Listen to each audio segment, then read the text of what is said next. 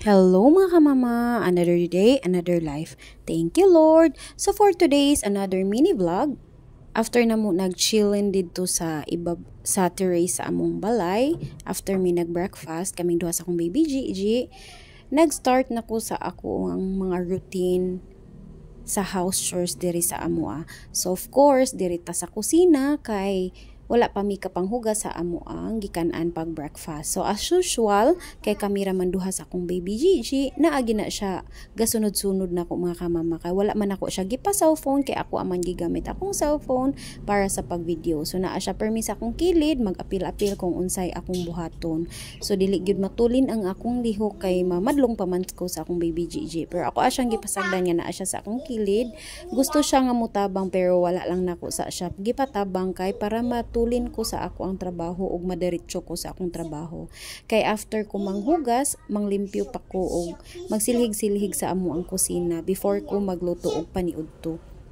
Kay para inig-abot nila ni mama, makaluto na gyud ko sa iyang request nga utan. Kay up until now, it's around 10 AM na nga mga oras pagpanghugas nako, wala pa sila. I think ni diretso gito sila og Grand Mall kay ni request na pud to iyahang apo nga moadto didto. Pero kuan lang gud to sila mga kamama, chilling pud siguro to sila, chilling. Kuan bitaw mag window shopping lang ako mamada. Window lang walay shopping, tanaw-tanaw ra mga kamama kay mao daw iyang stress reliever, magtanaw-tanaw lang siyang mga butang. So mao to silig-siligan sa nato ang atong hawanan mga kamama kay hait-hait na gyud ni siya sa abog kay maskin everyday ka manglimpyo mga kamama na agyud gihapon nay mahabilin nga mga abog-abog sa atoang saw kay everyday man tagalihok og everyday taga agi-agi sa atoang nataran.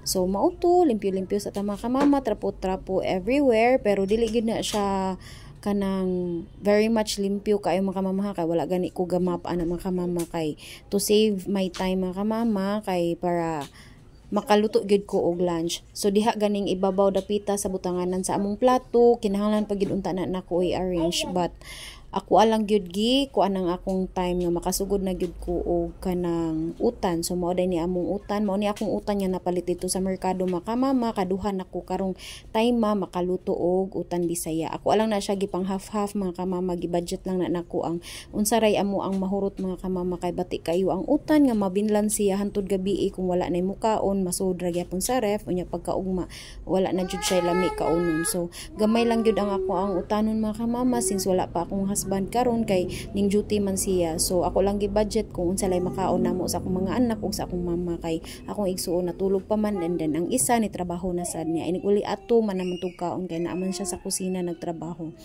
So mautusugdanan ako mga kamama ang paghiwa-hiwa sa amo ang utan Bisaya. So ang ako ang gisagol ana kalabasa, talong nga half, dayon upat ka buok nga okra, then naa siya'y batong duha ka buok. Ang kaning kalabasa wala lang ganin nako siya hutda mga kamama kay for sure dili gini siya mahurot namo kay kameraman ang mga on.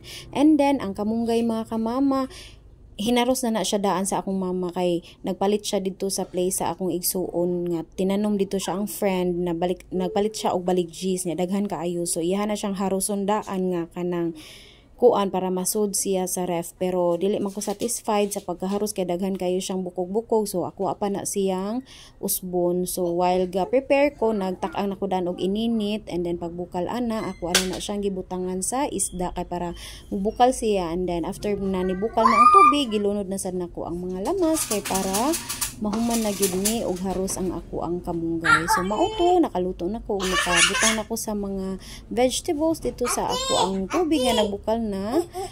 Luto na mga kamama. Thank you for watching. God bless us all. Sudan na ni. Bye.